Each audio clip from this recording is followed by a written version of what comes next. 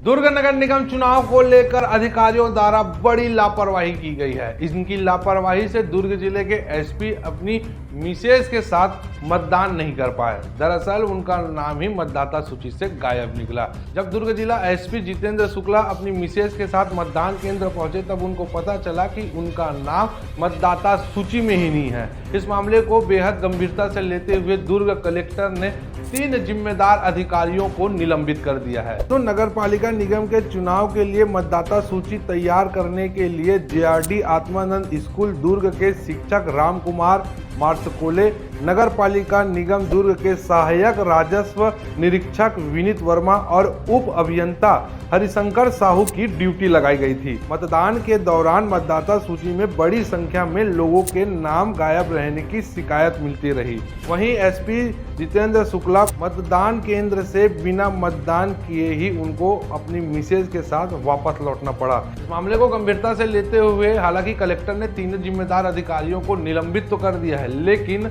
ये निर्णय लेने में उनको काफी देरी हो गई, जिसके कारण एसपी सहित दुर्ग नगर निगम क्षेत्र के कई रहवासी वोट डालने से वंचित हो गए।